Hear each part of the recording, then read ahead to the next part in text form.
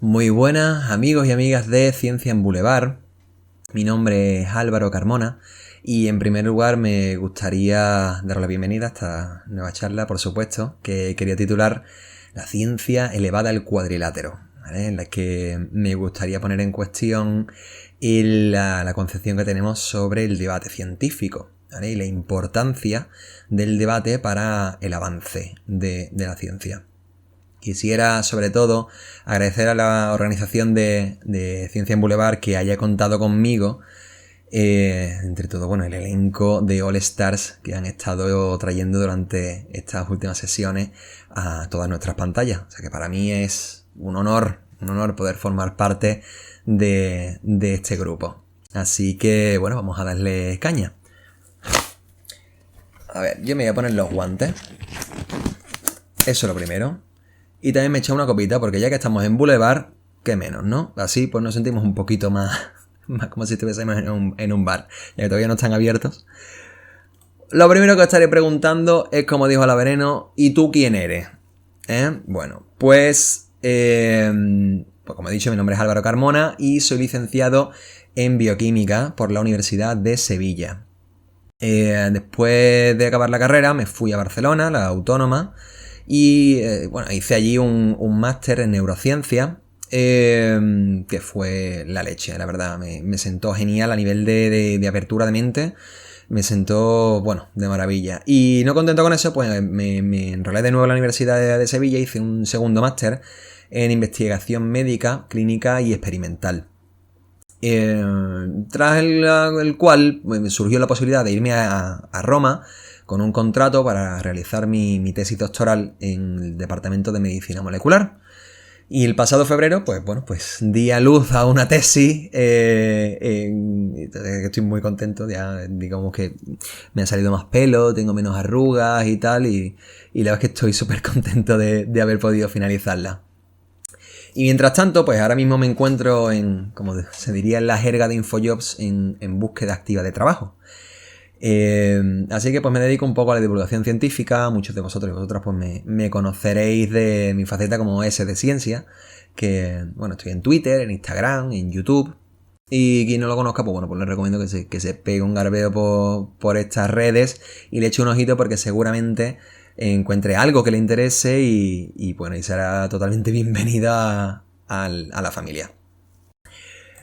Bueno, pues este es el sitio donde yo me he desarrollado durante 5 años en la realización de mi carrera, ¿vale? Este es el campus de Reina Mercedes, en Sevilla. Y esto en esta época del año estaría así, prácticamente, lleno de estudiantes, en el suelo, o sea, en el césped, con su cervecita, con su bocadillo, la guitarra, alguno estará con la cachimba, y la verdad es que es un césped muy tentador. Quien la conozca lo sabrá, por supuesto. Y es un campus súper cosmopolita en el sentido amplio de la palabra. Pero sobre todo porque incluye las facultades de física, de matemáticas, de química, biología, bioquímica. En fin, es un batiburrillo técnico experimental maravilloso. Entonces yo cuando entré en la carrera pensaba que el mundo de la ciencia iba a ser algo así, ¿no? Iba a estar rodeado de gente vestida de gata con bata blanca, con gafas de protección de la hostia, pasando líquidos azules de un bote a otro, en grandes pantallas de plasma, viendo mutaciones en cadenas de ADN y tal. Porque como todo tenía la visión, esa visión de los científicos con un halo, ¿no?, de solemnidad y de savoir-faire, como dirían los franceses, que pronto se me fue, y en lugar de tener una visión propia de un parlamento en pro de un beneficio mayor por la humanidad, parecía más pues una pelea de borrachos en un bar, en muchas ocasiones. Lo cual no me desagradaba, porque el debate siempre es útil, porque ayuda a enriquecer.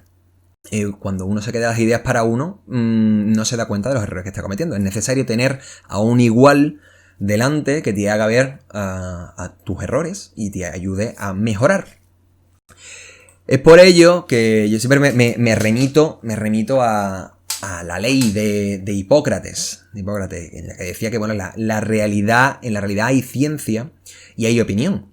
Y la primera engendra conocimiento, pero la segunda genera ignorancia. ¿Y esto qué quiere decir? Quiere decir que si vas a entrar en un debate, es fundamental que vayas con un criterio y que vayas con unos argumentos, porque si no, el debate lo que se convierte es en una tertulia más propia del Sálvame, más que de un momento enriquecedor entre dos o más personas.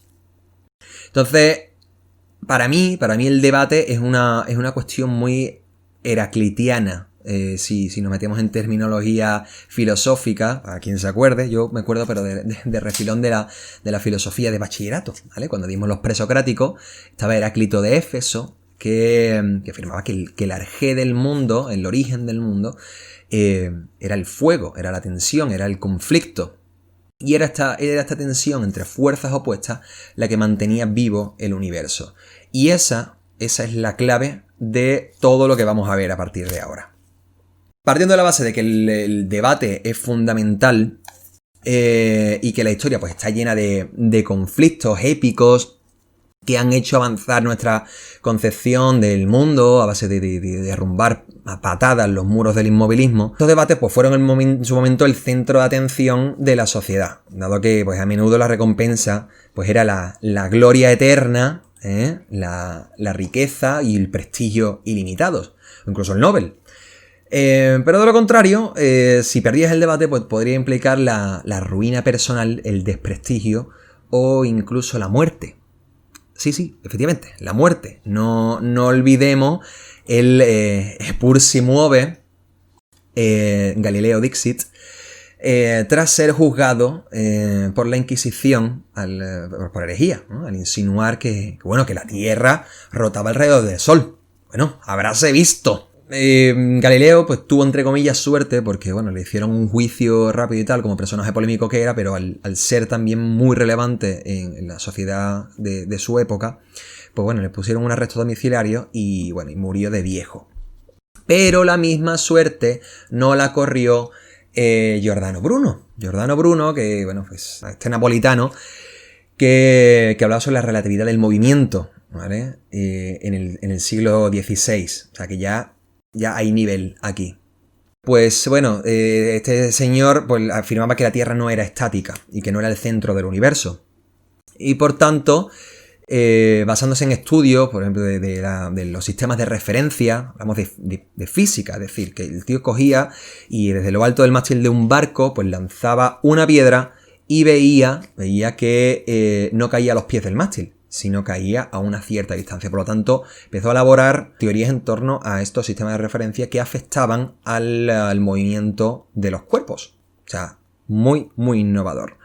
Pero, claro, se metió, como diría Don Quijote, con la iglesia hemos topado. Entonces, pues claro, se metió un poquito contramano. Y, pues acabó siendo juzgado por la Inquisición y quemado en la famosa plaza de Campo de Fiori de Roma. En esta plaza pues está esta estatua en honor a Giordano Bruno. Y pues si habéis ido a Roma pues la conoceréis, por supuesto, y quien no haya ido, os recomiendo que vayáis y le rindáis homenaje a este crack, porque sentó las bases de todo lo que conocemos ahora. Fue uno de los que sentó las bases de la teoría heliocéntrica y de muchos conceptos de física que hoy tenemos presentes. Pero aparte no os recomiendo que vayáis a beber a esa zona, a los bares, porque es una trampa de turistas, es súper caro, ir a otros sitios. Pero demos un salto en el tiempo a una época en la cual no te podías meter fuego por ir en contra de la iglesia. Podías llevarte el desprestigio social de la academia y tal, pero pues tu vida no corría peligro, por lo menos. Pues los que me conozcáis sabéis que a mí me encanta contextualizar históricamente los hechos porque es fundamental, la historia es fundamental para entender la mentalidad de los personajes que protagonizan nuestras historias. Pues bien, nos vamos a la Europa del siglo XIX. Esto es un mapa político de principios del siglo XIX. Obviamente las fronteras pues se moverían a lo largo de ese siglo porque hubiera un par de conflictos bélicos que modificaron, digamos, las fronteras nacionales. Nosotros nos vamos a centrar en estos dos puntos clave. ¿Y por qué? Diréis. Porque entre Francia e Inglaterra, a grosso modo, digamos, obviamente otros países también colaboraron y sucedían cosas, pero entre estos dos se movía todo el salseo científico, filosófico, teológico del siglo XIX. Eran potencias intelectuales en las que todo el mundo se fijaba. Obviamente, todo lo que es la parte de Prusia y tal, también se movían otras corrientes que veremos por qué son relevantes. Y los dos personajes que nos van a acompañar en este ratito que vamos a echar juntos, pues son estos dos. Quien no lo conozca, pues el de abajo es Louis Pasteur. Y el de arriba, pues obviamente no es Papá Noel, es Charles Darwin. Y vayamos por parte, entonces vamos a empezar a determinar por qué estos dos personajes fueron relevantes y por qué están relacionados intrínsecamente, porque la historia de uno depende de la del otro. En torno a estos dos personajes se gestó en los dos grandes debates que atañían a la sociedad europea del siglo XIX, que eran pues básicamente de dónde venimos y a dónde vamos. En otras palabras, el debate entre la generación espontánea y el debate de la evolución, porque estas dos teorías fueron coetáneas, o sea, fueron, digamos que se estaban dando simultáneamente. Pues entonces vayamos al primero de los puntos. Louis Pasteur. A este señor pues, le tocó vivir una Francia muy interesante. ¿Y por qué es muy interesante? Vámonos a los años 40 de este siglo XIX. Había una serie de tensiones entre Francia y su vecina Prusia, a partir de ahora vamos a llamarlos los alemanes, en cuanto a la cuestión filosófica, cuestión científica y teológica. ¿Y por qué? Pues en primer lugar, porque la epistemología francesa estaba en contra del naturalismo alemán, el naturalismo que estaba asociado al materialismo, otras corrientes del romanticismo, ¿vale? Porque el romanticismo pues afectó sí a Francia, pero una cuestión más artística, no llegó a tocar los ámbitos de la filosofía ni de la ciencia.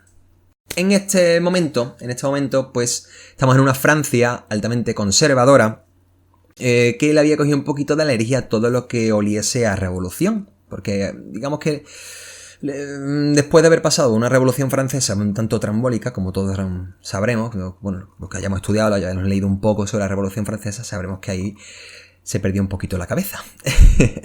Entonces surgió este personaje, que era Luis Napoleón, que se presentó a presidente del gobierno y ganó las elecciones, ganó los comicios.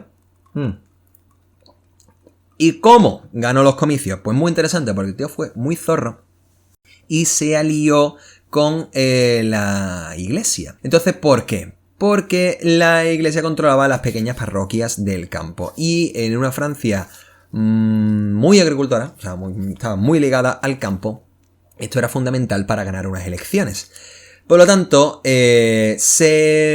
bajo cuerda, pues hicieron un trato, es decir, venga, vosotros me dais el apoyo del campo y yo, pues redacto la ley Falux, que os permitirá de nuevo abrir colegios y enseñar religión. Por lo tanto, esto es, pues, de puta madre, un negocio redondo. Esto, pues, llevó a que Francia, pues, poquito después, Napoleón cogiese y trincase la corona, se autoproclamase en un golpe de estado emperador de la Tercera República Francesa, el Segundo Imperio, y crease pues, bueno, un imperio altamente conservador y ligado a la iglesia. Y esto va a ser muy, muy importante para lo que vamos a contar ahora. Bueno, pues Louis Pasteur era un tipo al que no se le dio en principio bien la ciencia, no era un estudiante brillante, hasta que tuvo un profesor, el profesor Dumas, que lo cogió por banda y empezó a sacar buenas notas de la... Todos hemos tenido algún profesor en algún momento que nos ha hecho ver la luz, y Louis Pasteur no fue menos. Con 20 y pocos años, 24, 25, empezó a sentir curiosidad por la química y realizó una serie de estudios con el ácido tartárico y el racémico, porque vio que estos compuestos desviaban la luz polarizada en un cierto grado. Entonces, a través de sus estudios, que no me voy a meter en ellos ahora, digamos que descubrió la estructura de los isómeros, ¿vale? De los isómeros moleculares. Pero bueno, eso es otra historia. Recibió la Legión de Honor con 26 años, que ya no es poco, y con 32 años ya era decano de la Universidad de Lille, una región que es altamente vinícola. Quien la conozca es una región que vino hay a mansalva, todo el que quieras y más. Pues que sepáis que si habéis estado allí, que esa región vive del vino gracias a Louis Pasteur. ¿Y por qué? Porque cuando se trasladó allí, pues le comentaron que había un gran problema con las cosechas de vino, con el envejecimiento del vino, porque se le agriaba, o sea, se convertía en vinagre. Y no sabían qué hacer. Entonces llamaron al tío más inteligente de la época, pues Louis Pasteur. Fue para allá y cogió muestras de los vinos que estaban agriados y los vinos que no, y vio que habían ciertas levaduras que no coincidían con las del vino que estaban en perfectas condiciones. Entonces decidió, ya había desarrollado una serie de técnicas antes de eliminación de gérmenes mediante el calentamiento de los líquidos, y propuso a los vinicultores de calentar el vino. ¿Sabes? Sí, efectivamente, cerrarlos herméticamente y calentarlos, elevarlos a una temperatura superior a los 48 grados. Entonces esto, pues, se llevaron las manos a la cabeza a todos los viticultores y dijeron, pero tú estás loco, pues vamos a meterle calor al vino, te lo vas a cargar. Y efectivamente, cuando lo hicieron, vieron que el vino no volvía a agriarse, dado que este proceso mataba a esos gérmenes que agriaban el vino. Y ya pues se ganó el favor del emperador y ya se convirtió pues en su ojito derecho. Y esto será muy muy importante para lo que viene a continuación. Bueno, pues en este momento en esta Francia se estaba gestando el debate del siglo. ¿Ok? Pues porque lo que había en ese momento era la polémica sobre la generación espontánea. ¿Y esto qué es? Pues digamos que los que abogaban por la generación espontánea veían que había una consecución de especies en función de su complejidad y del tiempo, en la que, pues si nos íbamos hacia atrás en complejidad, veíamos organismos muy simples, cada vez más simples y cada vez más simples. Entonces, si los organismos iban derivando unos de otros, ¿qué es lo que había al principio? ¿Qué ocurría? ¿Cuál era el organismo primigenio? Pues ellos lo explicaban como generación espontánea. Surgían, porque sí, de una combinación de elementos en el aire, dentro de una matriz orgánica putrescible que generaba estos organismos y ya seguían evolucionando. Bueno, en primer lugar me gustaría decir que, esto va a ser bastante complejo en el sentido de que hay dos debates. Uno es generación espontánea sí o no y evolución sí o no. Estos se van a ir mezclando constantemente porque había generacionistas que eran darwinianos, pero no querían que se notase porque eso implicaba asociarse a las ideas de los prusianos, a la idea de los materialistas, de los Naturphilosophen prusianos, y eso era cosa de ateos alemanes y caca, ¿sabes? A ver, nos centramos en el salseo en torno a la Academia de Ciencias de París, ¿vale? Porque este era el centro neurálgico de toda la polémica, el plató de Mediaset de la época. Bueno, pues la Academia organizó un debate con un premio de unos 2.500 francos, con el título de para arrojar mediante experimentos cuidadosamente dirigidos nueva luz sobre la cuestión de la llamada generación espontánea. Pues bien, a este debate se presenta Archimedes Pouchet.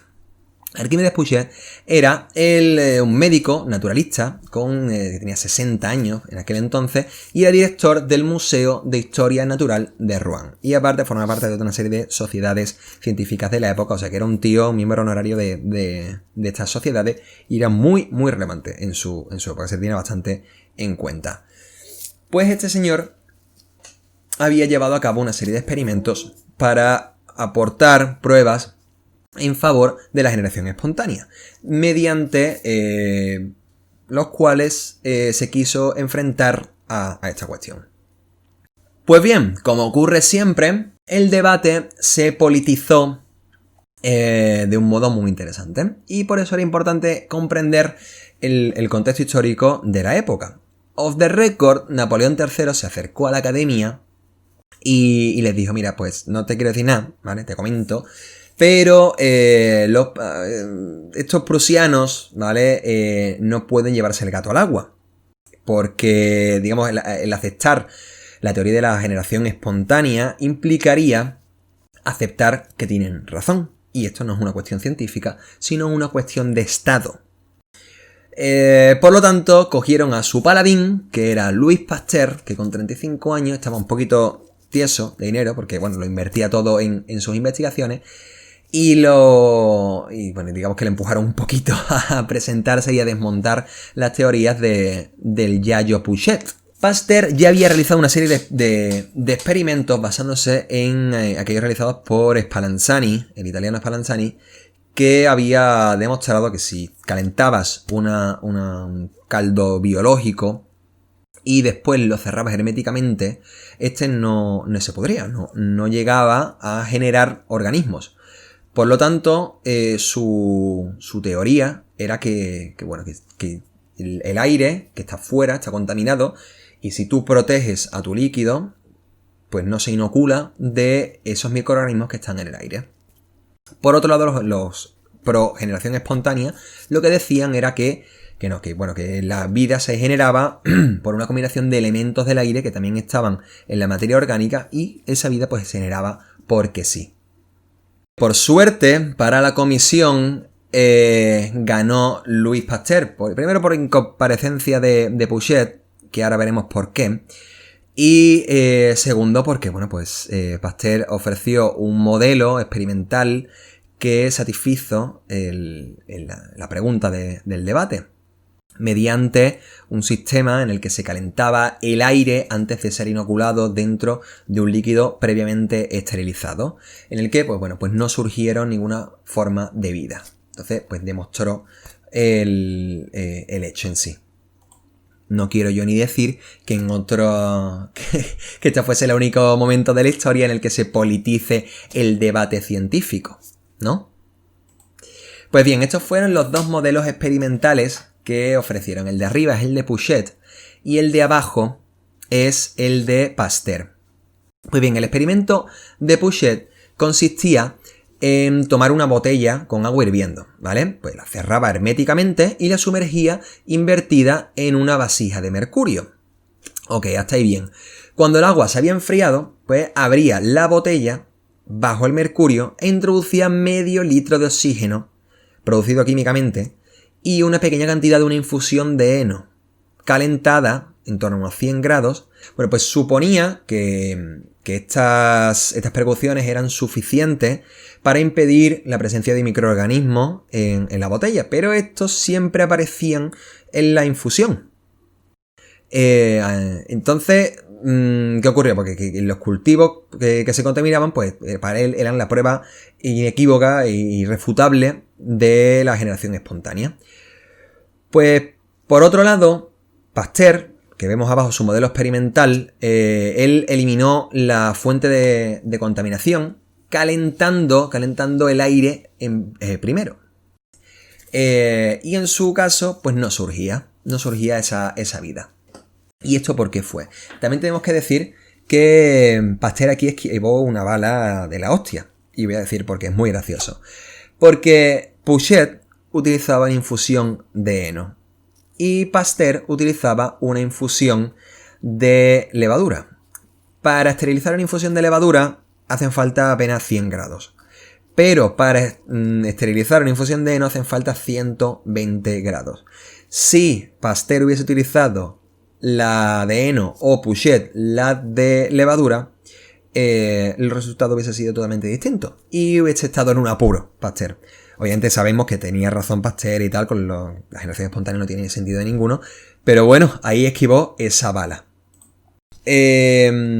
Pouchet alegó tongo y pidió otra oportunidad. Realizó de nuevo los mismos experimentos que Pasteur y digamos que el debate se fue calentando porque habían otros autores que se iban posicionando a favor de uno o de otro, se iban publicando cartas, se iban generando artículos. Entonces fue, digamos, calentando la situación como si fuese, pues, como hoy en día, como con los debates del Sálvame y de la isla de los famosos y de esas cosas.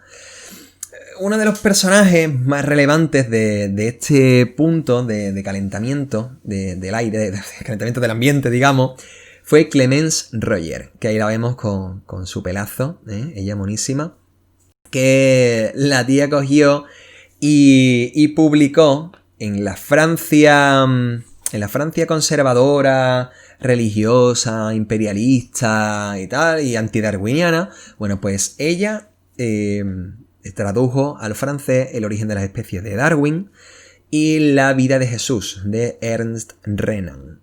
Pues La vida de Jesús es un libro que explica, digamos, con hechos científicos e históricos probados la vida de Jesús. O sea que esto es, digamos, que la sociedad de la época puso el grito en el cielo. Sobre todo también porque El origen de la especie iba con un prefacio que había hecho bastante vehemente en favor de la república, del materialismo y del ateísmo. Por lo tanto, bueno, pues como decíamos antes, pues la polémica de la generación espontánea se vio ligada a la evolución inevitablemente. Hablar de Darwin o hablar de generación espontánea pues suponía referirse al mismo tiempo en biología, en aspectos sociales, a Dios y a formas de gobierno. O sea, que se entremezcló todo. Pasteur por su parte era muy conservador, un conservador confeso, y aparte era muy colega de Napoleón III. Y aunque Pouchet no era materialista radical, sino todo lo contrario, o sea, era un conservador pues, moderado, bueno, pues lo que pasa es que por estar por parte de la generación espontánea le habían asociado a los ateos y a los republicanos, y la burguesía católica parisina pues recelaba mucho de sus ideas. Entonces Pouchet había desarrollado su teoría, el pobrecito, antes de que surgiese toda esta polémica. Lo que pasa es que, bueno, pues se vio envuelto en una serie de implicaciones religiosas y políticas que ya pues no pudo quitarse de encima. Y ya, si le sumas que encima los ateos utilizaban el argumento de la generación espontánea para prescindir de Dios, por tanto que la materia podía crear vida, pues por blanco y en botella. Por él lo tenía todo en su contra. Pues, mira, pues esta os la he puesto aquí, esta es una caricatura de la época, de Ernst Renan, precisamente. Como habéis visto, pues está ardiendo en el fuego del infierno con una escoba de bruja y con una cola de simio, un claro ejemplo, pues obviamente, de la crítica antidarwiniana. En el duelo final, el que Pouchet pidió esa reválida, en la que le había increpado a Pasteur que el uso de una serie de filtros en su primer experimento impedía, en cierto modo, que entrase aire, el aire que podía combinarse para generar vida. A lo que Pasteur dijo, ok, sin problemas. Se asoció a su antiguo profesor de tesis, que era Antoine Jérôme Ballard, quien le enseñó a realizar esta belleza que veis aquí en pantalla. Estos eran los matraces de cuello de botella. Perdón, de cuello de cisne. ¿Y esto para qué es? Bueno, pues lo voy a explicar. El experimento consistía en esto. Tú vertías el líquido de cultivo dentro del matraz. Después, con calor, se curvaba con esa S, formando esos meandros en el cuello del matraz, y se quedaban ahí. Se calentaban, se hervían para esterilizarlo, y el modelo experimental era que el control permanecía vertical y el experimental se inclinaba. En el momento en el que tú inclinabas el matraz, este se contaminaba, y si se quedaba en vertical, pues no se contaminaba. ¿Y esto por qué? Porque en esa curva del cuello de la botella, se quedaba toda la suciedad del aire. Es decir, el aire entraba, pero esa basura no podía remontar los meandros del cuello. Y por tanto, una vez más, Ganó el debate Louis Pasteur, también por incomparecencia de Pouchet. Al ver esto, pues dijo el tío, bueno, pues me voy a quitar de en medio. Y si os preguntáis si esto es totalmente útil, pues mira, pues aquí tenéis una foto del matraz original en cuello de cisne que utilizó Pasteur y que está en el Instituto Pasteur en París. Y a día de hoy sigue, incorrupto, como podéis observar.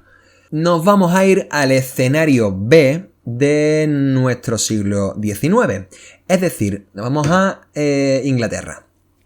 Aquí estaba teniendo lugar el segundo debate más relevante del siglo, es decir, el debate sobre el origen de las especies, la especiación, o, bueno, digamos, la evolución, ¿no? de las especies. He de decir que esto es un debate diferente. Aunque fuesen paralelos el debate de la evolución y el debate de la generación espontánea, que hemos visto antes, ambos tenían cables cruzados por cuestiones que hemos visto antes, cuestiones teológicas, cuestiones filosóficas, cuestiones políticas, que fueron empañando, digamos, el avance de estos dos debates y se fueron entrecruzando. Y ambos sirvieron de excusa para cualquier bando político o filosófico. Bueno, pues todo surgió a raíz de que nuestro amigo Darwin publicase en 1859 El origen de las especies. Darwin realmente era muy reacio a publicar sus resultados, ¿vale? Resultados recogidos en sus viajes en el Beagle y tal. ¿Y por qué estaba reacio? Porque sabía la que se iba a formar. Y ahora veréis por qué. Darwin estaba mayor, estaba achacado de una serie de problemas de salud que bueno, pues decía, mira, ¿yo para qué me voy a meter en esto? Pero bueno, al final lo acabó publicando. Y obviamente, pues salieron voceros de debajo de las piedras criticando su trabajo. Y ahora vamos a ver uno de los personajes más relevantes de esta historia. Bueno, de entre todos los críticos que se hicieron eco, pues fue obviamente los medios de comunicación. Y reflejaron el parecer de la sociedad frente a las teorías que ofrecía Darwin. Esta viñeta me gusta a mí mucho porque, bueno, se llama el gorila defraudado y presenta a un gorila llorando que le está increpando a Darwin, ¿vale?, el haber dicho que él es descendiente suyo. Y bueno, le están diciendo, mire usted, señor Darwin, no haga llorar al gorila, que mire usted lo que le ha dicho. O sea que bueno, este era el nivel de comedia del siglo XIX, ¿vale? Bueno, chistes victorianos, café para muy cafeteros. La comedia sigue, y bueno, todos conocemos la famosa etiqueta del anís del mono, que dice, bueno, cuenta la leyenda urbana, que la cara del mono es la de Darwin, ¿vale? Y bueno, teniendo en cuenta de la época a la que es, pues mira, yo no me pillaría mucho los dedos, pero parece que sí, ¿eh? Y bueno, también hubieron una serie de otros productos, ¿no? Como ese que veis ahí de Merchants, el Gargling Oil, que también le metieron caña, porque fíjate lo que pone abajo. Dice, si soy el abuelo de Darwin y esto es bueno para el hombre y también para la bestia, no veo por qué no puede ser bueno para mí, ¿sabes? Entonces, bueno, de ahí digamos que se jugaba en altas esferas en la comedia victoriana. Bueno, pues este señor de patillas abundantes es Thomas Henry Huxley, ¿vale? Colega de Darwin, fiel seguidor de Darwin y bueno, eran colegas desde hacía bastante tiempo y pese a que habían tenido sus rifirrafes y tal, pero sentían una profunda admiración el uno por el otro, especialmente Huxley por Darwin. Tal fue su admiración que cuando Darwin publicó El origen de las especies, le mandó una carta diciéndole lo siguiente. Dice, como los perros ladrarán y gañirán, debe saber que algunos de sus amigos están animados de una dosis de combatividad que aunque usted a menudo ha censurado justamente, puede sostenerla en buen lugar. Yo estoy afilándome las garras y el pico para estar preparado. Con esto, ¿qué quería decir Huxley? Quería decir, mira, tú sabes que la has liado publicando esto, pero que sepas que aquí tienes un colega que se va a partir la cara por ti y por defenderte. Porque Darwin, como sabéis, pues estaba ya mayor y estaba achacado de una serie de patologías que decía, mira, yo para qué me voy a meter en debate con la edad que tengo, mira, que es para lo que me queda en el convento, pues tal. Pero Huxley sí tenía ganas de jarilla. Y gracias a esto, pues se ganó el sobrenombre del Bulldog de Darwin. Nuestro otro contrincante, que está al otro lado del cuadrilátero, era este señor. Este señor, el obispo Sam Wilberforce, obispo de Oxford, se ganó el sobrenombre del jabonoso Sam, ¿vale? ¿Y por qué era esto? Porque era un orador increíble, un orador de leyenda. Había que pensárselo 2 veces antes de ponerse a discutir con él, porque tenía una retórica muy buena, usaba un tono ácido, punzante, el tío era una máquina. De hecho, mira, ahí lo veis en la foto, el tío le está haciendo un fuck you a la cámara directamente. O sea que, bueno, el tío tendría que tener, sería de armas tomar. Y bueno, fue el primero en atacar a Darwin y utilizó un argumento que hasta el día de hoy se sigue utilizando, que es la ausencia de registro fósil de especies intermedias que corroboren la teoría de la evolución. Bueno, en 1860 publica una revisión despreciativa del origen de las especies, en la que dice lo siguiente, dice: el poder del hombre de articular palabras, el don del raciocinio, la libre voluntad y responsabilidad humanas son absolutamente irreconciliables con la degradante noción del bruto origen de la humanidad. ¿Cómo te queda? O sea, este era el nivel de jabonoso Sam, ¿vale? Este era el palabreo que utilizaba. Era casi untuoso. Ambos contrincantes se unieron, se enfrentaron en la Academia de Ciencias de Oxford. Y fue una cronista de la revista Macmillans la que registró todo lo que ocurrió allí. Después se publicó 40 años más adelante, ¿no? Y bueno, y todo va con un halo de epicidad, porque bueno, la línea editorial de Macmillan era pro-darwinista. Por tanto, obviamente había que dejar en buen lugar a Huxley. Pero bueno, más o menos podemos hacernos una idea, también siguiendo algunas otras crónicas de la época que nos ha llegado hasta hoy en día. Y bueno, pues podemos creérnoslo. En esta crónica, digamos, esto es textual. Jabonoso Sam, el obispo Wilberforce, le increpó a Huxley lo siguiente. Dice la crónica: volviéndose a su antagonista con sonriente insolencia, le suplicó que le dijera si descendía de un mono por parte de abuelo o de su abuela. Buf. Ante estas palabras, pues todos los estudiantes que estaban ahí en el debate empezaron a gritarle mono, mono, mono a Huxley, como se lo gritaban a Eto'o en el Bernabéu, ¿sabes? Pues igual, ¿vale? Ponte ese es el nivel. A lo que Huxley se le dijo a su compañero, que estaba con él en el púlpito, dijo: bueno, el Señor lo ha puesto en mis manos, ¿sabes? Y le soltó lo siguiente. Dice: nadie tiene motivo para avergonzarse de tener un simio como abuelo. Si hubiera un antepasado del que debiera abrigar tal sentimiento, sería más bien de un hombre que se entromete en asuntos científicos de los que no tiene verdadero conocimiento, solo para oscurecerlos con una retórica sin rumbo. Joder, o sea, ¿cómo te queda? Ante estas palabras dice la crónica que bueno, que se desmayaron mujeres y todo el mundo se llevó la mano a la cabeza por lo que le había soltado. Porque aunque a nosotros nos parezca que esto, bueno, pues simplemente es palabrerío elegante, para la gente de la época sería más bien como esto, ¿vale? Porque lo que le había soltado Huxley es que prefería venir del mono antes que estar relacionado con un obispo mentiroso. O sea, bueno, ahí fue poco. Bueno, el debate pues se quedó ahí en el aire. Bueno, no en el aire, sino que bueno, le dieron la razón a Huxley, obviamente. Y Wilberforce se retiró. Digo que se quedó en el aire porque el debate siguió más adelante.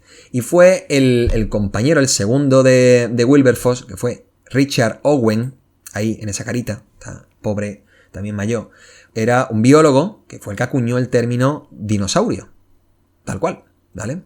Y Owen tomó el testigo de Wilberforce en el debate sobre la especiación. O sea que pasamos de un obispo contra Darwin a el bulldog de Darwin contra el inventor de la palabra dinosaurio. O sea, esto cada vez más épico.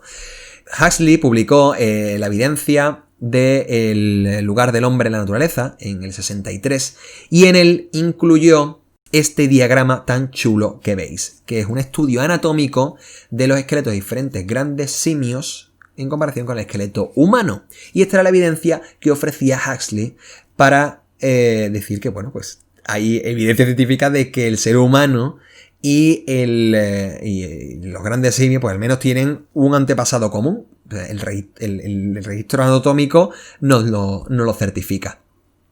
Bueno, el debate no es que se quedase en el siglo XIX, es que ha seguido hasta antes de ayer, prácticamente. Y ahora lo vamos a ver, pero es que esto... Bueno, perdón, esta diapositiva no me acordaba que la tenía aquí todavía. Y es que resulta que en el 73, Jamonoso Sam se cayó del caballo y se mató. Sí, se mató, se cayó, se pegó un golpe en la cabeza y murió.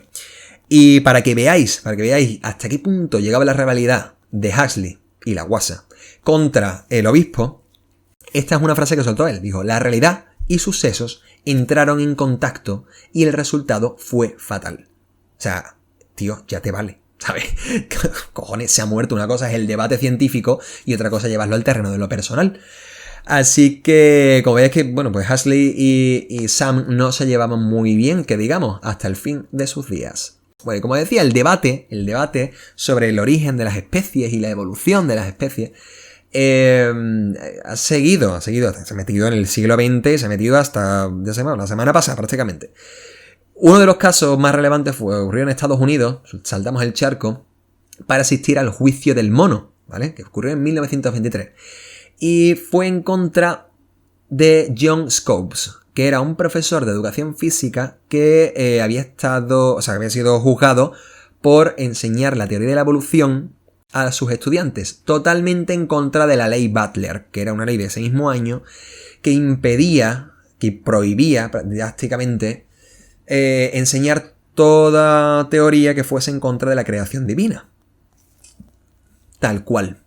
Entonces, Scopes fue defendido por la American Civil Liberties Union, pero al final fue declarado culpable y bueno, pues se retractó al fin y al cabo y bueno, no lo tengo muy claro, no lo encontró, pero creo que siguió ejerciendo y murió años después, o sea, en los 70 creo que fue.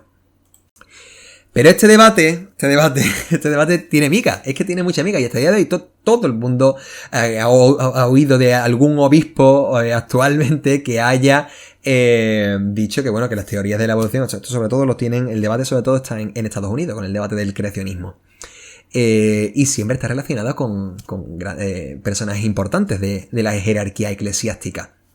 En 2005 tuvo lugar un juicio que se llama el caso Kitzmiller contra el distrito escolar de Dover, ¿vale? ¿Y esto qué fue? Esto fue que los padres de los alumnos se querellaron contra el distrito escolar porque se estaba enseñando, o se quería enseñar, la teoría del diseño inteligente. ¿Y esta cuál es? La teoría del diseño inteligente surgió como una alternativa al darwinismo, a la teoría de la evolución, que implicaba una fuerza inteligente que hubiese creado las cosas. Un ejemplo, el ojo humano tiene tal complejidad que para estas personas es imposible que hubiese habido una serie de especies intermedias que hubiesen llegado a tal complejidad. Bueno, pues ellos lo explican como que hay un diseñador, una fuerza, llámalo Dios, llámalo algo, y bueno, que sería quien empuja a las especies a llegar a ese nivel de complejidad. Bueno, pues fue el juez John E. Jones el que llevó este juicio y el jurado falló a favor de los padres y se eliminó la posibilidad de enseñar esta teoría. Pero a día de hoy sigue vigente y sigue gente peleando por ella. O sea que, en fin, las cosas de nuestros amigos los americanos. Y bueno, con esta última diapositiva doy por finalizada esta charlita unidireccional que hemos tenido. Espero que os haya gustado y que la hayáis disfrutado tanto como la he disfrutado yo y que nos haya resultado muy, muy turra. Os quiero agradecer a todos y a todas por haber estado ahí y haberla escuchado hasta el final. Dejad los comentarios, cualquier pregunta. Bueno, habéis tenido el chat. Ahí imagino que habremos respondido a la medida de lo posible cualquier duda que haya surgido. Y nada, y sin más, pues quiero agradecer a Ciencia en Boulevard, a Alberto, a Clara, creo, bueno, sois geniales y muchísimas gracias por haber contado conmigo para esta charlita. Y bueno, aquí me tenéis para lo que queráis, Menopono Mudanza, para lo que queráis. ¿Vale? Y bueno, y el que le haya gustado, pues ahí está mi canal y que mire si hay algún contenido que le interesa y que le guste. Así que nada, sin más, pues un beso a todos y a todas y avante con la ciencia.